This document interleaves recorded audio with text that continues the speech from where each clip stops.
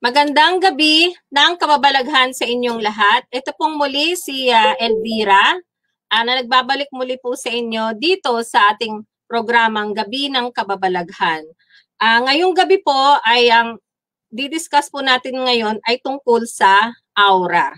So ano po bang ibig sabihin ng aura? Sinasabi po na ang aura ay isang physical na larangan ng energies sa paligid ng tao. So kumbaga, kunyari, ito po tayo. So dito, parang corona yan yung aura. So meron pong nakapaligid sa ating katawan, buong katawan.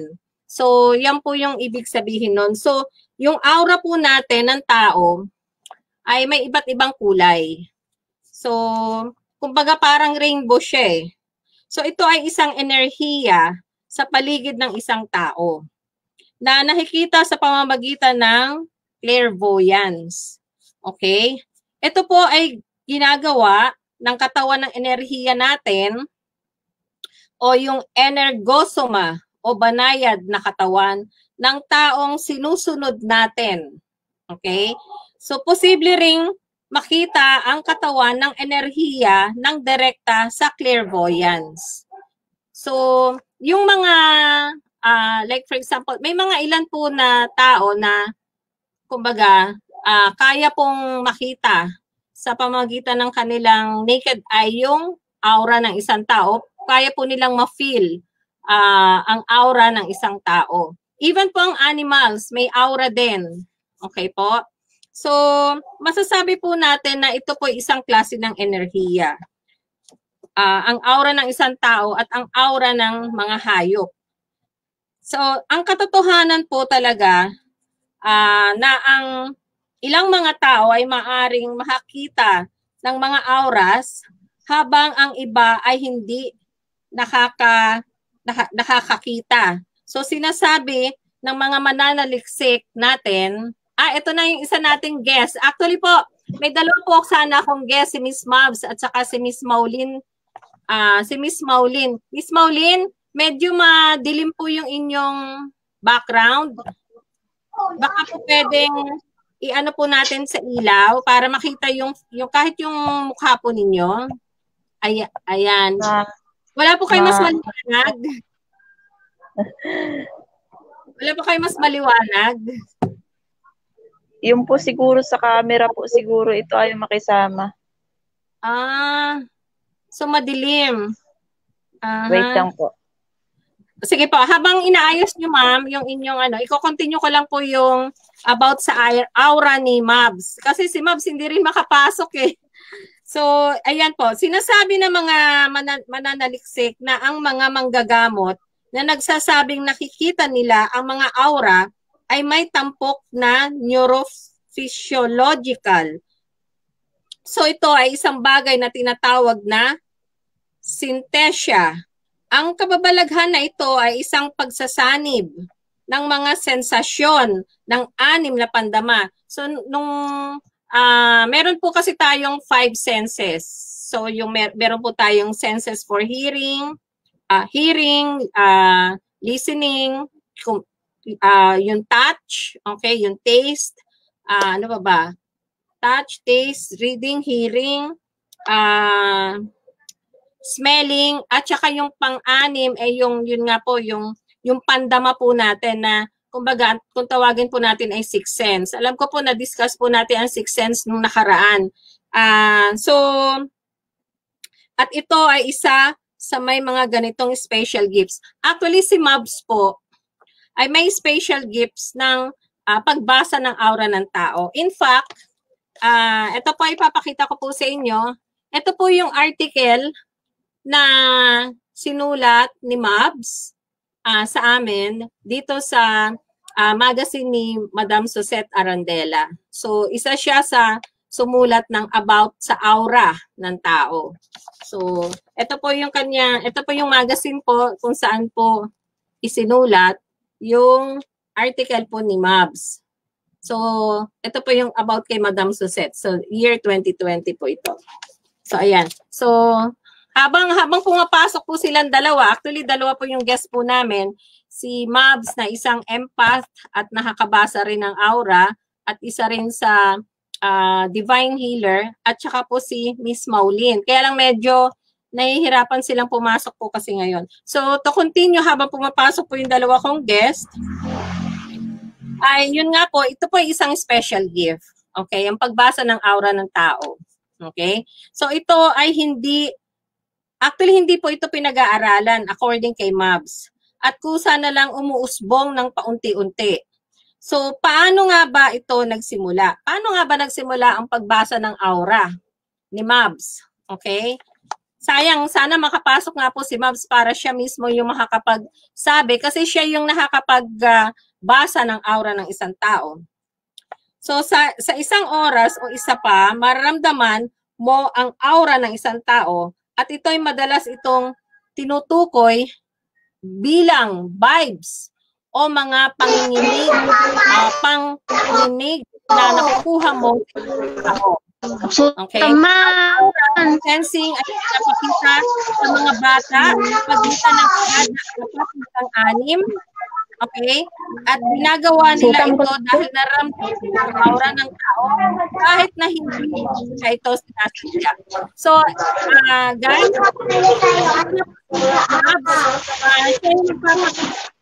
okay, maingay. Sa pagbasa ng aura ng isang tao. Mabs, pwede ka nga bumati sa ating mga televiewers ngayon. Naka-live tayo ngayon, Mabs. Mabs. Oo, naka-live tayo ngayon. So, bati natin mga televiewers natin.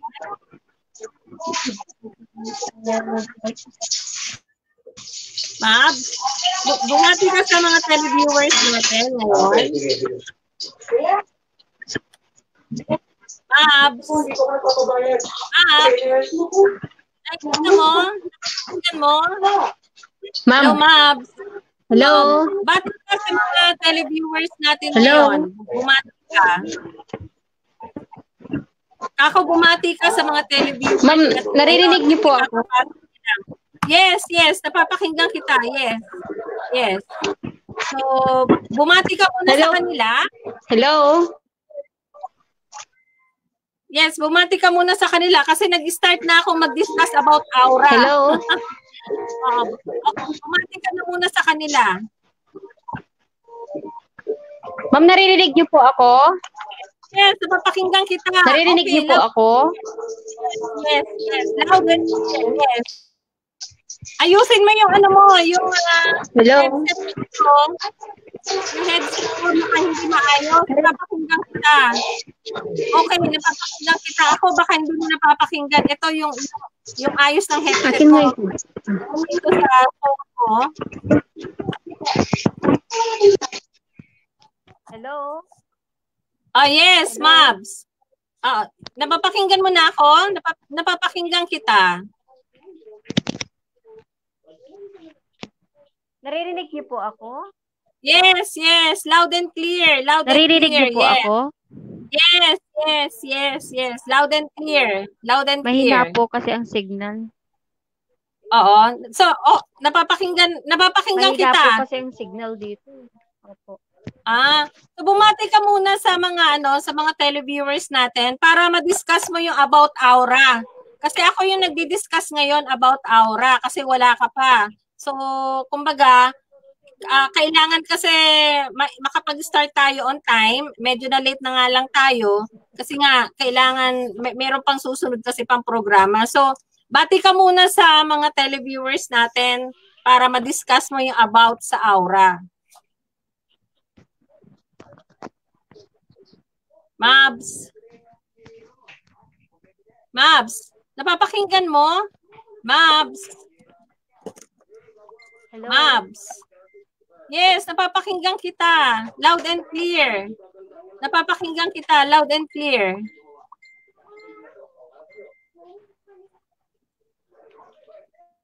Hello, Mabs. Naririnig niyo po ako?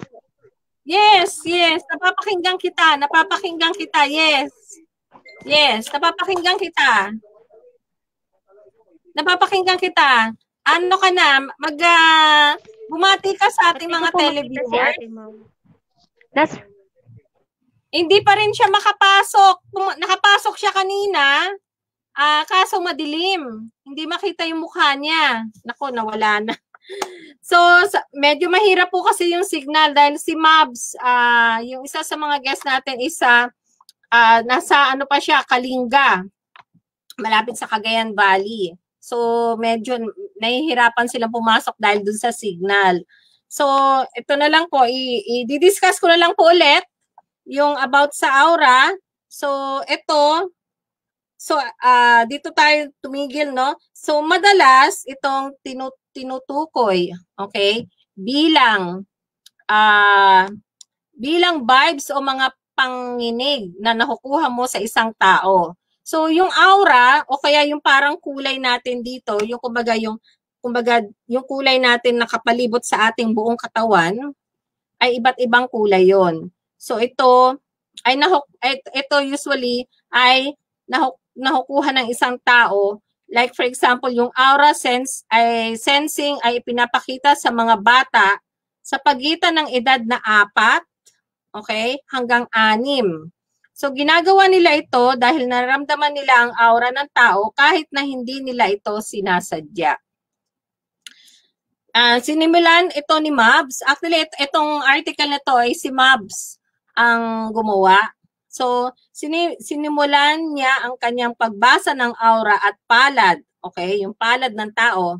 That is palm reading. Actually, marunong din si Mabs mag-palm reading. So, actually, nag-online palm reading siya. Unfortunately, medyo mahina talaga yung net. They're trying their best na makapasok talaga.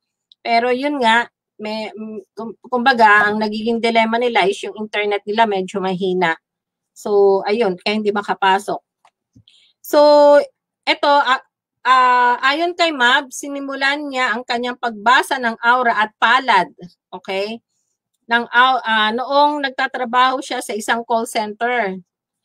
So, sinubukan niyang basahin ang guhit ng palad ng kasamahan niya sa trabaho at sinabi niya na totoo daw ang lahat na sinabi niya at ito'y nalalaman ng iba pang mga katrabaho niya sa call center. Kaya ang ibang mga kasamahan niya na nagsimula ng magpabasa sa kanya ng kanilang palad. Okay? So habang tumatagal, nagbabago ito. May mga pagkakataong nakikita niya ang palad o binabasa niya ang mga sinasabi ni Mabs. So mahirap paniwalaan, ngunit totoo at nakikita niya ang mga palad nila. Okay. So ang pagbabasa ng mga larawan at aktual na mukha ng tao, actually marunong din siyang magbasa ng larawan. So magpapadala lang kayo ng picture, kaya niyang basahin kung ano ang personalidad ng isang tao sa pamamagitan lang ng picture. Okay? At ang aktual na mukha, even yung mukha natin, kaya niya rin basahin kung anong klase kang tao, anong meron ka, ano ang pag-uugali mo, ano ang character traits mo, kaya niya rin basahin. At sa kanilang mga pangalan ay nagsasabay-sabay na umusbong sa aking sinasabi tanghuli at ang pagbabasa ng baraha. So marunong din pala siya magbasa ng baraha. Natuklasan niya noong nagpunta sila ng anak niya sa Mindanao noong 2012. Miss Maulin, okay ka na ba? Okay po. Okay po ba? yung siguro sa camera lang po ito pinaglalaroan tayo ng ating mga bantay. Ay, ganun ba? So medyo madilim pa rin no? Medyo madilim pa rin. Pero anyway, sige.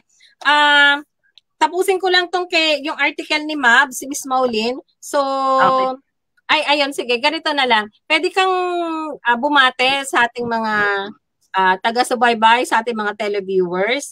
Sabihin mo, i-intro mo yung sarili mo muna. And then after that, tapusin ko lang tong aura ni Mabs. Kasi hindi rin siya makapasok Dahil sa signal yata rin sa kanila So, introduce mo Miss Maulin Day, no? Maulin Day. Opo. Yung sarili mo, ano ba ang ginagawa mo sa ngayon? And then, ano ang specialty mo? Katulad ni Mabs, ang specialty niya is pagbabasa ng aura ng tao online palm reading at saka empath reader siya. So sige, i-introduce mo yung sarili mo sa mga nanonood natin ngayon. Magandang gabi po sa ating lahat. Ako po si Maulin Duterte at ang aking pong specialty, ako po ay isang paranormal. Isa rin po akong master ng spiritual. Nagtuturo po ako ng aura, ng pag-aura ng tao sa panggagamot at lahat po ng at patungkol sa ating spiritual awakening. Gumagabay din po tayo at meron din po tayong tutorial at isa din po tayong crystal designer. Po. Nagpa-palm reading din po ako at isa din po akong card reader online at saka actual po.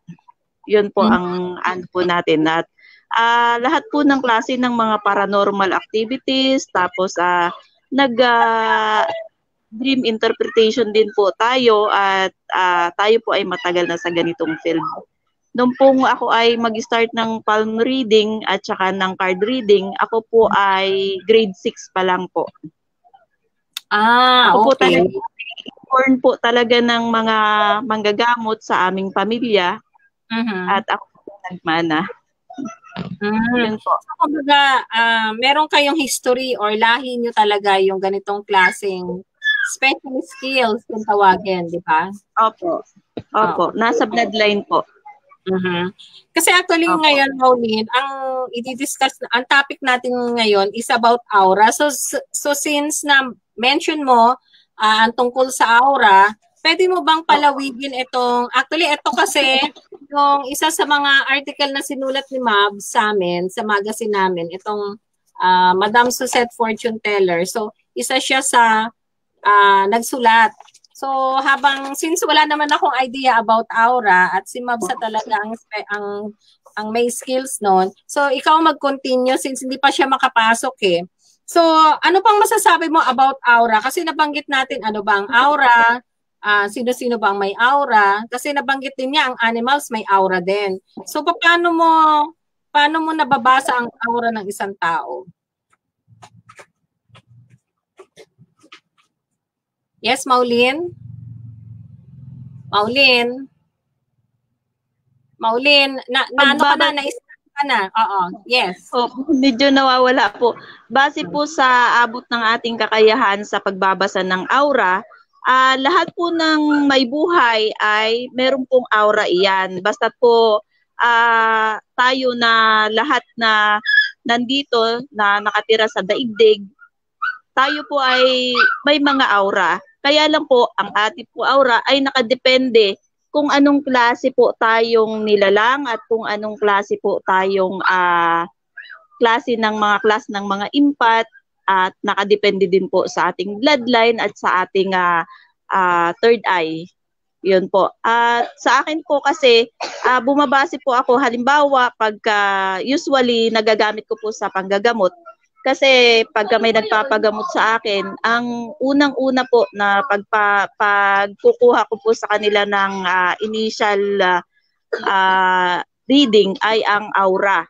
Nagsisend po sila sa akin ng picture para po makita ko. Kasi doon po, sa aura ng isang tao, pagkabukas po yung ating third eye, mababasa na po natin instantly. Doon po sa talagang bukas na bukas at may kaalamang empathy talaga.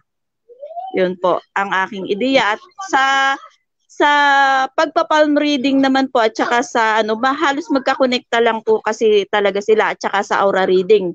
Makikita din po kasi yun sa aura ng isang tao kung gaano ito kalakas sa spiritual. Kasi pagka mataas na po ang antas mo sa spiritual, pagka sa aura mo po, mababasa po yan, nagba-violet po, kumbaga, yung ating aura. Kasi po, ito po yung crown chakra natin. Nandito po yung diamond. Kumbaga, dito po lumalabas yung lahat ng kulay. Kumbaga, na makikita sa isang tao na pagkamataas na po yung antas sa spiritual. Kasi po, by class din po tayo pagdating sa third eye at saka sa pagbabasa ng aura ng isang tao. Kasi po meron po yung iba hindi po nila kayang basahin yung kanilang sarili at iinan lamang po yung pinagkalooban na makabasa po nito. At isa po tayo sa napagkalooban na makabasa ng aura ng isang tao. Kagaya po ninyo, yung inyong aura, kung ate pong pagbabasihan, nagba-violet po siya at saka nagkukulay puti din po yung inyong aura. Ibig sabihin po, malakas po yung inyong aura sa ngayon at kumbaga, yung mga elements po na nakapaligid sa inyo ay nandyan din po sa tabi nyo at na akin din po silang nakikita. Yun po. At malaki po ang kaugnayan ng ating bloodline sa pagbabasa ng aura.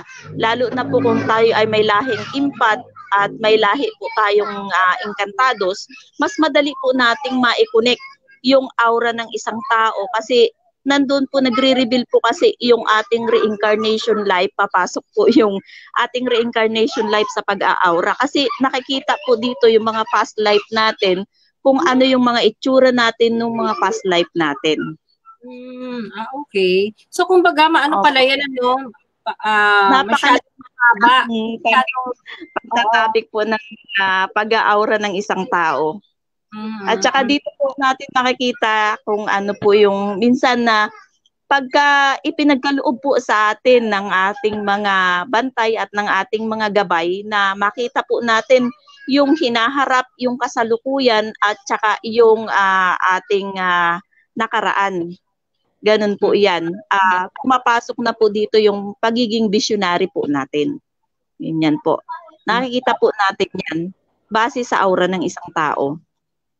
Okay. Opo. Pero base naman dito sa article na ginawa ni Mabs, iba-iba daw kulay ang aura ng tao. And ang animal ganun din ba? Iba-iba rin ang kulay. So kung tamang iba-iba ang kulay, parang it's like a rainbow ang aura ng tao at ang aura ng animal. So ma-identify mo doon kung sino yung masama, sino yung mabuti, sino yung nasa neutral lang.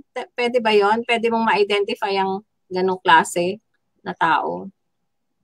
Ang sa tao po kasi, lahat po tayo kasi pwedeng mag-reflect kumbaga na ma-identify natin kung yung isang tao ba ay masama. Depende po kasi mayroon pong mga tao na malalakas sa spiritual na naglalagay po sila ng shield sa ating, kumbaga sa ating mata para hindi po natin makita. Tinatakpan po nila yung ating third eye para hindi po ma-reveal na mabuti. Pero sa atin pong mga bukas na bukas, makikita po natin yung itim na kumukulapol sa kanila. Ganun po, para po ma-identify natin yung isang tao. And then, napakahalaga po sa pag-aura yung ating mga impression at saka yung ating first impression last, di ba? Mayroon po tayong kasabihan na ganito.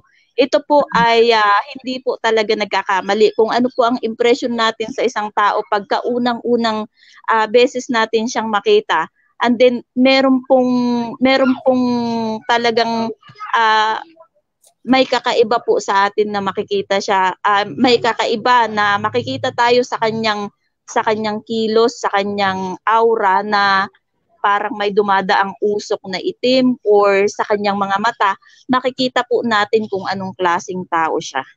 Pagka po ito ay ating tinitigan. Kaya po, pagka hindi po natin makita ito sa kanyang aura, mararamdaman naman po natin ito. Kasi po, mayroon po yung, papasok kasi dito yung pagbubukas ng third eye.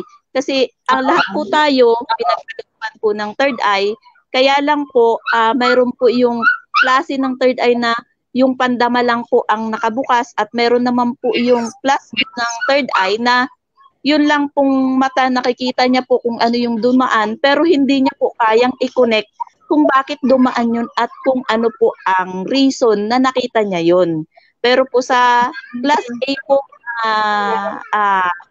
klase ng mata natin, yung level kung gaano nakataas, pag nakita mo yung isang bagay, automatically po malalaman mo kung bakit siya nandoon at kung ano yung reason na nakita mo siya.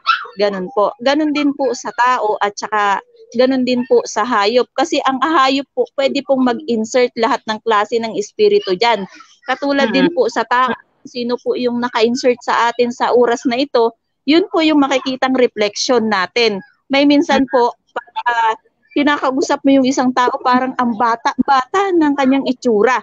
Pero siya naman po ay may na kasi nagre-reflect po yung espiritu at saka yung reincarnation o kaya yung bantay niya na nasa kanya. Makikita po ito. So, ibig sabihin, ang mga tao may kanya-kanyang bantay. Simula nung ipinanganak siya sa mundong to, may bantay na talaga. Kumbaga, inassign na yan ng Diyos, ni Lord, na may bantay ang bawat isa. Tama ba? Opo. Lahat po tayo yung sinasabi po, tama po yung sinasabi nila na lahat po tayo ay mayroong guardian angel. At lahat po ng yung mga bantay na sinasabi, maaari din pong pumasok dito yung ating mga kamag-anak na sumakabilang buhay na. Kasi po, hindi naman po lahat kasi ng ating mga kamag-anak na namatay ay paruroon na sa dapat nilang pupuntahan. Kasi po maghihintay pa po tayo ng pagdating ng Panginoong Hesukristo para po tayo ibasahan, kumbaga, ng ating lahat ng nagawang kasalanan. Kumbaga. Okay. So, yun, for example, yun nga, sabi nyo nga, bawat tao may mga kanya-kanyang bantay. Okay? So, for example, kagaya ko, nakikita mo ba kung ano ang bantay ko sa simula't simula? Opo, kasi ang ano nyo po, ang inyong bantay po ay mayroon po kayong bantay na espiritu po ng berhing nagpapasuso. At saka meron din po kayong bantay na Santo Ninyong palaboy at minsan po kumbaga mayroon po kayong feeling na mas gusto nyo ng mga bata, natutuwa kayo sa mga bata. At saka sa mga espiritu naman po, ang nakikita ko pong inyong bantay ay yung inyong buhay nung kayo ay nabubuhay pa sa bansang Greece. Yung past life. Past life? Okay. Anong year yun? Para matagal na yata yun, ha? Ang year po na nasa past life kayo sa bansang Greece ay mga 1600 po. Okay. So that was, so ngayon is 2020, 400 years ago. Yun yung pinaka past life ko, yung pinakahuling past life ko. After that, eto na yung buhay ko ngayon. Tama ba? Hindi po, nakailang reincarnation na po kayo bago po itong buhay nyo ngayon dito sa Pilipinas. Ay, ganon. Ilang beses ako na-reincarnate? Nag-interesado na eh. Ilang beses ako na-reincarnate? Nakikita mo ba? At ano-ano yung naging role ko sa buhay ko, bawat reincarnation? Kasi po ngayon, ang nagpa-flashback po sa aura nyo, ang mga ilang reincarnation po ninyo, mayroon po kayong reincarnation sa bansang Greece at meron din po kayong reincarnation sa bansang Egypt at meron din po kayong reincarnation sa bansang China. Okay. So ano ko noon? Anong role ko noon? Bansang Greece, ang role po ninyo babae o lalaki ako noon. At saka ano ang profession ko that time? Gano'n eh, naging interested na eh. Isa-isahin po natin ha, yung akin lang pong nababasa sa inyong aura kasi po sa ipinagkaloob sa atin na makita ko sa inyo, yung inyo pong katungkulan sa bansang Greece, kayo po ay tagapamahala sa isang hukuman. At kayo po ay kumbaga isang makapangyarihang babae at kumbaga kilalang kilala ang inyong pamilya. Pero ang inyong trabaho ay nasa hukuman po.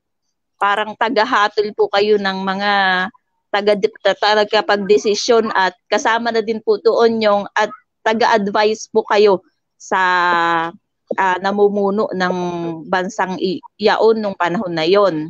Ngayon po, yung reincarnation sa bansang Egypt ay kayo naman po ay isang prinsesa dito sa isa sa mga bayan ng Ehipto.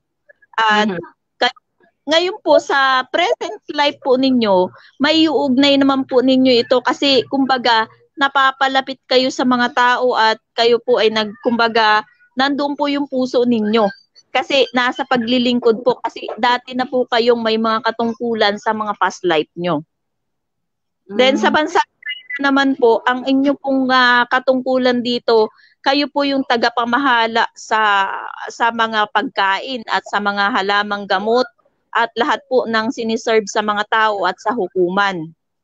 Yun po. Kayo po yung dito. Ano doon? Parang ako yung parang pinaka-overall na hukom, parang ganon? Or, kumbaga part lang ako yung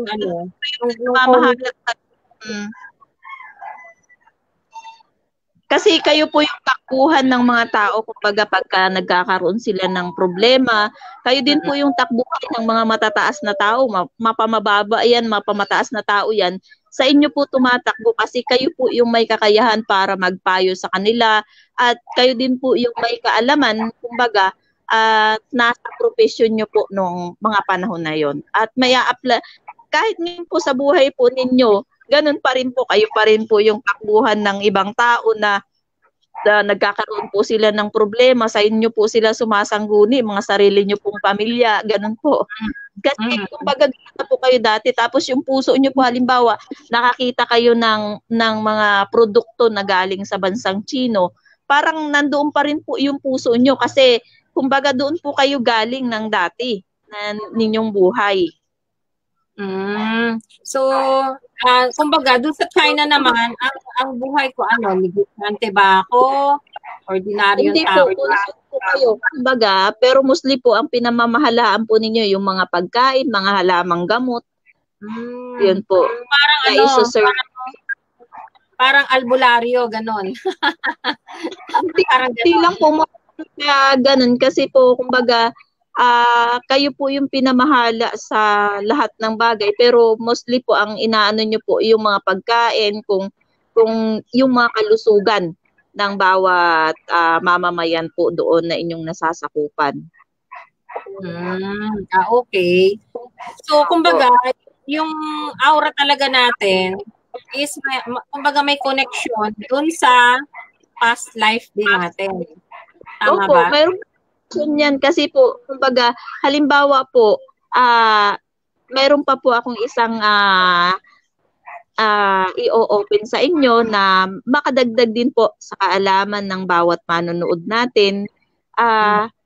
Kung kayo po ay mapunta sa ibang lugar at kumbaga, dito po sa lugar na pinuntahan natin, marami po ditong mga nakatirang iba't ibang klaseng espiritu. Ngayon po nagustuhan po nila kayo. Tapos ngayon, nung magustuhan nila kayo at natuklasan itong mga espiritu na ito na magkakaparehas kayo ng ugali, na mayroon po ayong ugali din po nila. Halimbawa, yung mapagbigay sa tao, ganun din po sila. Ngayon, sasama po sila sa inyo. Kumbaga, kasi makikita po nila yung bukod doon yung liwanag na nasa inyong mga chakra. Kasi po naiinggan nyo po ang mga espiritu, halimbawa na lalo yung mga espiritu po na gustong magbago, naiinggan nyo po sila na sumama sa inyo dahil sa inyong ilaw. Yun po. And then, magiging kasama na po ninyo sila, magiging pang-araw-araw nyo na po silang kasama. Magre-reflect po sila sa pagkatao nyo kapag kayo ay lumalabas o kaya kayo ay may kausap, kahit po sa cellphone o sa camera, kahit naka-on cam po kayo, makikita po ng mga bukas ang mata talaga na iba po yung aura nyo. Ganun, parang yung ganda-ganda nyo ngayong oras na ito kasi yun po yung nagre-reflect sa inyo. Meron naman po yung tinignan kayo tapos parang iba na yung itsura nyo, parang mukha kayong lalaki kasi yun po yung naka-insert sa inyo. Ganun po yun. Okay. So, kumbaga, kumbaga, yung mga nangyayari sa atin sa ngayong panahon, may connect sa aura natin at saka yung past life na natin. So, kung ano yung nangyayari sa atin ngayon, yung mga nangyayari, ulit yung sinasabi natin, ito ang kapalaran ko, konektado dun sa mga past nating buhay. Opo, kasi nga po, ito po isa pa pong isi-share ko po sa inyo. Kasi bago po tayo ipanganak, kung bago po tayo isilang ng ating biological mother, ay naroon po tayo sa hukuman ng ating Panginoong Hesukristo at tayo po ay pinapipirma. Halimbawa, kung ikaw gusto mo pang bumaba, tatanungin po tayo, opo, gusto ko pa po magbalik. Kaya po tayo ay pipirmang muli ng kontrata na para tayo ay makababang muli at kumbaga gusto po nating maglingkod at gusto pa po nating humiling ng isa pang pagkakataon, tayo po ay makababa, bababa na naman po tayo ulit. Pero yun po ay kailangan po nating pumirma ng kontrata. Pipirma po tayo na ikaw, sa araw na ito, halimbawa, sabi, ako po si Maulin. O Maulin, bababa ka ha. At sa araw na ito, ikaw ay isisilang. Opo, pipirma po ako. Ngayon, Maulin, sa araw na ito at sa taon na ito, ay ikaw ay mag-aaral na. Opo, pipirma po ako. Pero ang sagot po ng Panginoon Diyos sa atin, ng Panginoong Hesukristo at ng ating mga bantay, kaya lang, ano't ano man ang mangyari, ako pa rin ang kikilalanin mong Diyos. Opo, pumirma po tayo hanggang katuluduluhan na ating dapat gawin para tayo makababa dito sa lupa. Ngayon, pagka tayo po ay naka-insert na doon sa katawan natin, tayo po ay pinanganak na ng ating ina, at tayo po ay pumuri na sa Panginoon sa pamamagitan ng ating pag-iyak. Iyon po ay papuri na po natin sa Panginoon, tinatanggal na po yung ating 1/3 ng alaala. Kaya 1/4 na lang po ang natitira sa atin. Kasi iyon po ay pagsubok po ating kung papaano po tayo mamuhay ayon sa kalooban na kahit na tayo ay may pinirmahan na. Yun po. Kung atin po itong matutupad, pagka tayo ay nakababa ng muli. Yun po ang aking maisi-share. Dagdag kaalaman po sa karamihan nating mga manonood. So ibig sabihin, kaya tayo na bumabalik sa lupa kasi ni-request natin sa Diyos. Hindi yung, kasi may nabasa akong article, Maulin na kaya tayo bumababa sa lupa kasi para pagbayaran yung mga iba pa nating kasalanan. Para yun yung punishment sa atin ni Lord kung bakit tayo paulit-ulit na nabubuhay. Bakit paulit-ulit tayo na re-reincarnate. Which is hindi meron pala. Naman po, meron naman talagang ganito na tayo din po ang magsasabi nito. Tayo po halimbawa ay ibababa dahil kailangan po nating magbayad ng ating mga nagawang pagkakasala. Kaya po tayo ibinababa. Meron naman pong talagang itinakda na talagang maglilingkod at tutulong para gumabay sa bawat nilalang na naririto ngayon sa lupa na naliligaw ng landas. Talaga pong ito po ay itinakda. Kasi meron po tayong mga itinakda at meron po tayong mga tinawag na sinasabi sa Biblia na marami ang tinawag, ngunit iilan ang napili. So, kung tayo po ngayon ay napili at sa pamamagitan nyo po, ay ako po ay nagpapasalamat na ma-share ko po itong ating kaalaman para po magbigay po tayo ng kaunting aral at kaalaman na mapupulot sa pamamagitan po ng pag-share natin nitong mga kaalaman base po sa inyong topic ngayong gabing ito. Kaya po ako'y nagpapasalamat na kumbaga ma-share ko po sa lahat na ganito po yung ating kinalalagyan ngayon na tayo po yung itinakda, tayo po yung pinili para magbigay ng kaliwanagan sa bawat kaisipan ng pumapasok po sa mundo ng espiritual. Kasi po napakalawak po ang espiritual, kahit maghapon magdamag po tayong mag-usap ay talagang napakalawak po gaya ng universo. Po.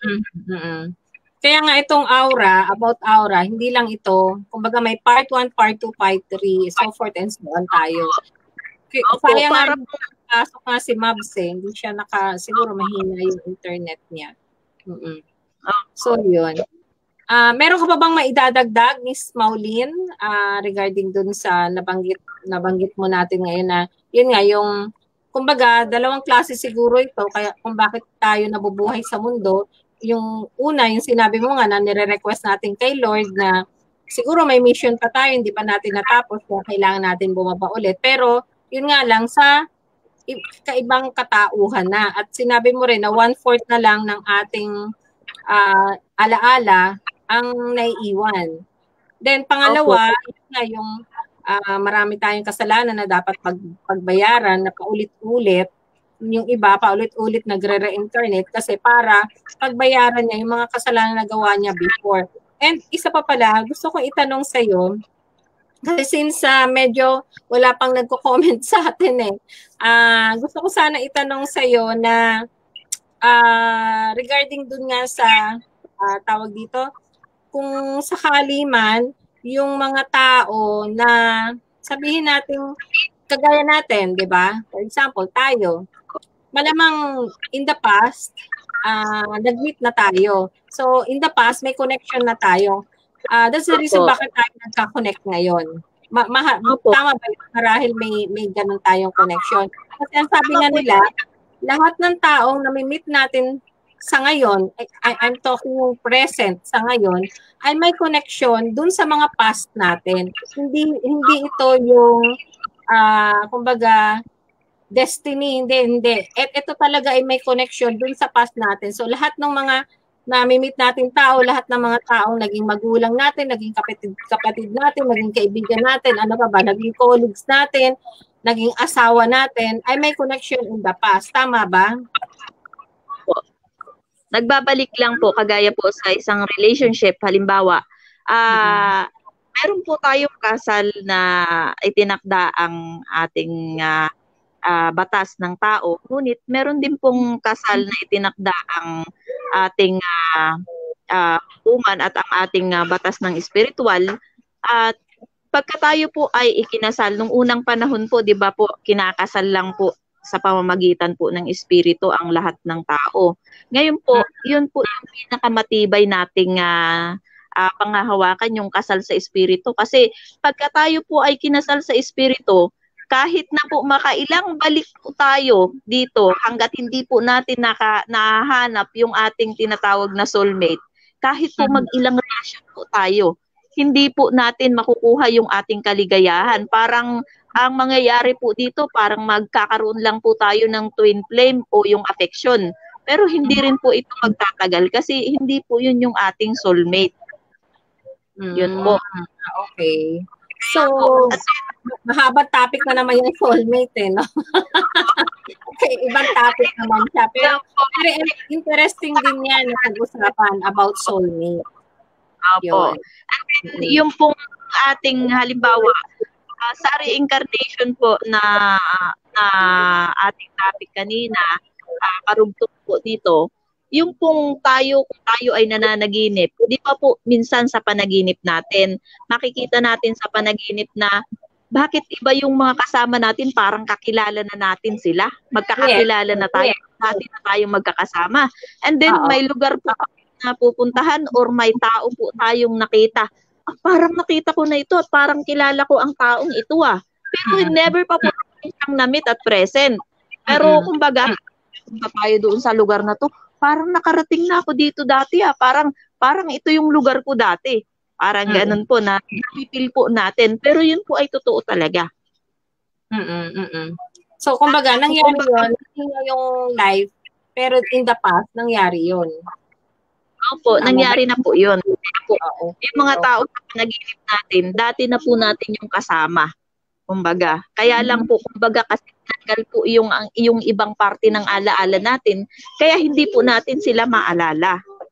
At saka yung mostly po, akin pong masasabi na mostly po na nakakaharap na natin ngayon, yung lang pong mga malalim na talaga ang kaalaman sa spiritual, ito po masasabi ko, halos lahat na po ng kaharap natin, ito po ay spiritually reincarnated na po. Ang lahat po ng natin. Kasi po malapit na rin po tayo sa, kumbaga sinasabi po ng karamihan na malapit na ang paghuhukom na sinasabi. Hindi po ba? Tayo na lang po. Kagaya kayo po ay itinakda para magbigay linaw sa mga bagay-bagay na hindi maintindihan ng karamihan at buksan po yung kanilang kaalaman through sa pag-share nyo po ng iba't ibang topic, iba't ibang kasaysayan ng bawat tao na makakapagbigay sa kanila ng paglilinaw kung bakit ganito yung nangyayari sa ating daigdig, bakit ganito yung nangyayari sa aking sarili, mga tanong po ng bawat isang pumapasok sa spiritual, hindi po ba? Yeah, oo.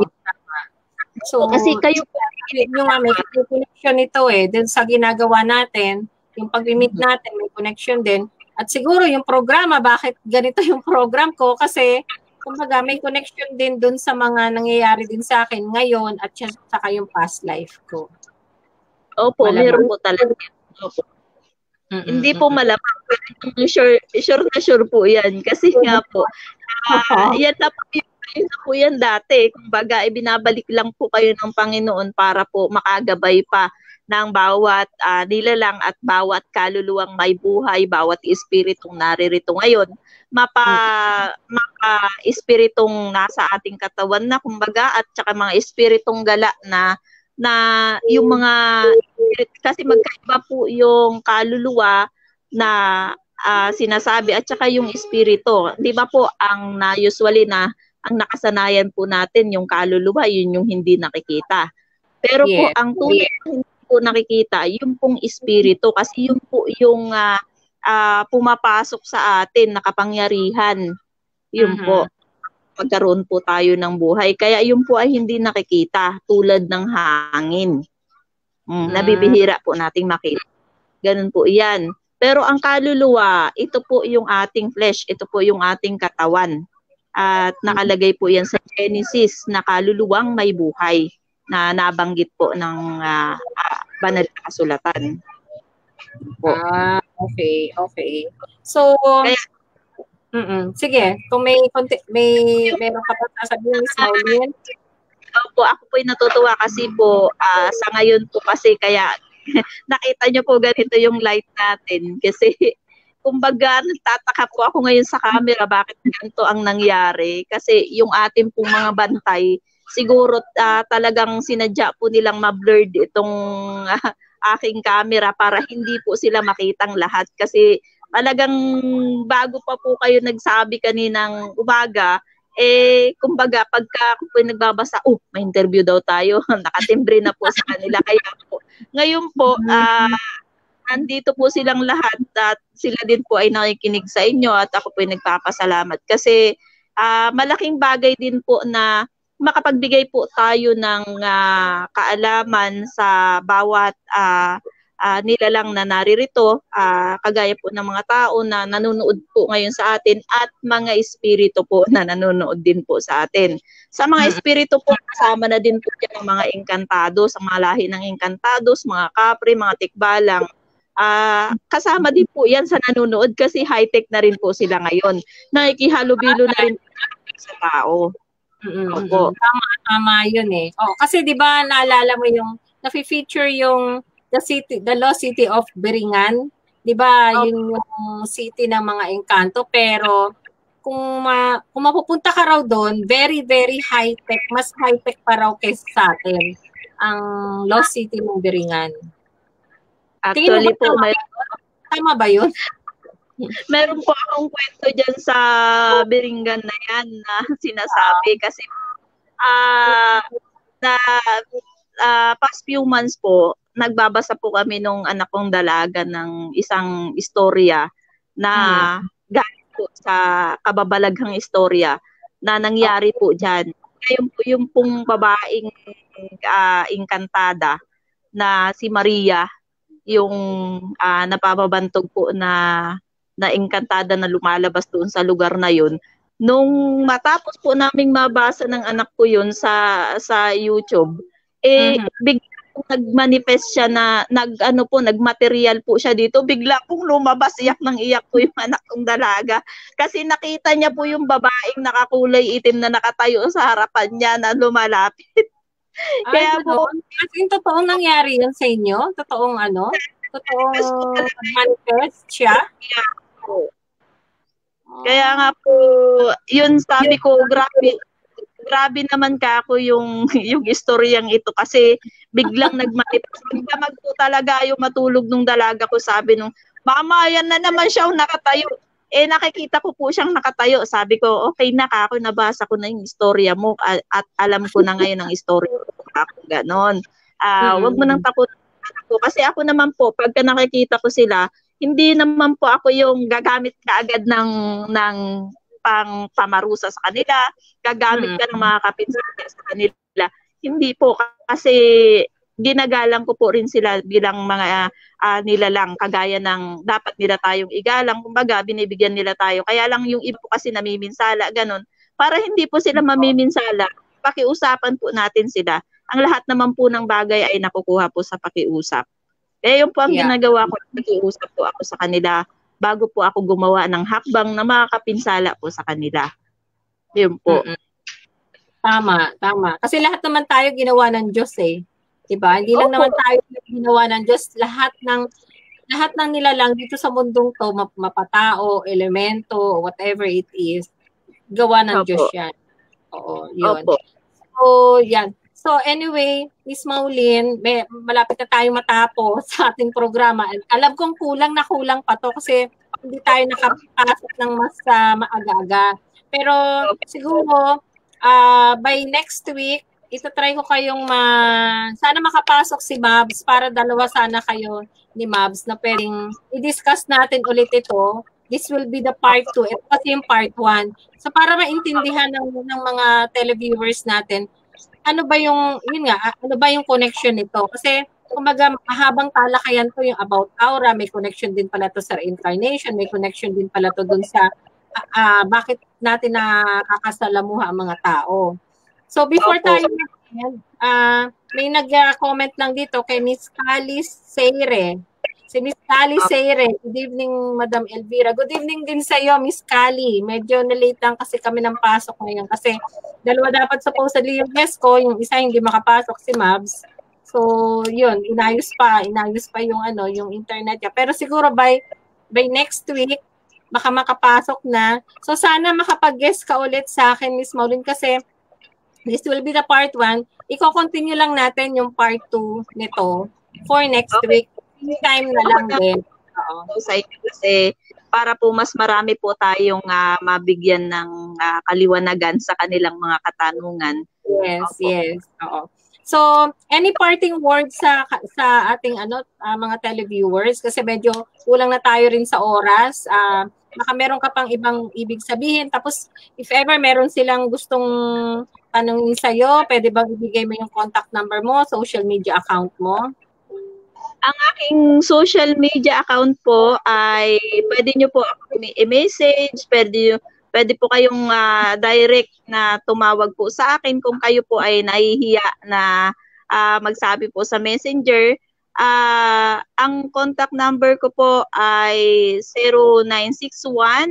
0961-8827-268 po. Smart po yan. Yan po yung public number ko. At saka po, pwede naman po ninyo akong i-message sa aking Facebook account, Maulin Day po. At alam nyo naman po yung aking si Mabs din po, alam din po niya yung aking account. At pwede po kayong magmensahe sa akin direct at kayong magsabi sa akin, magtanong kung ano po ang hindi nyo maintindihan sa mga bagay-bagay dito. Kung sa abot po ng aking makakaya na masagot ko po kayo, ay bukas po tayo, mayroon po tayong palm reading about sa mga panaginip, nagbabasa po tayo ng panaginip at sa mga kababalaghan na nangyayari sa ating paligid, lahat po yan pwede nyo pong itanong sa akin. Pwede rin po tayong magtanong sa lihim na karunungan, lahat ng mga aral at about biblical po, nagturo din po tayo ng biblical. Yun po. Okay.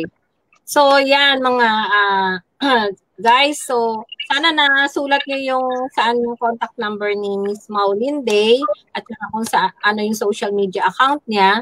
Anyway, i-message ko rin, i-upload namin to dun sa YouTube channel namin. makikita nyo doon kung saan sila pwedeng kontakin and even doon sa kanilang social media account. So, hindi na po tayo gano'ng magtatagal at nagpapasalamat muli ako sa ating mga televiewers at sa mga supporters po natin sa panonood po nitong Gabi ng Kababalaghan. At sa ating mga taga-subaybay, kung kayo po ba ay may nakakatakot na karanasan na nais po ninyong ma-share sa amin, halina't ipadala po dito sa amin sa Gabi ng Kababalaghan @gmail.com o kaya pwede po kayong mag-send sa FB page po namin sa Multo, Kababalaghan at Elemento. And maraming salamat po sa lahat ng mga nanonood. Sa muli po nating pagkikita sa darating po muling na Sabado from 6 p.m. to 7 p.m. Tayo po ay sabay-sabay na manood ng Gabi ng Kababalaghan. Bye! And thank you, Miss Maulinde. Thank you po sa pag-guest.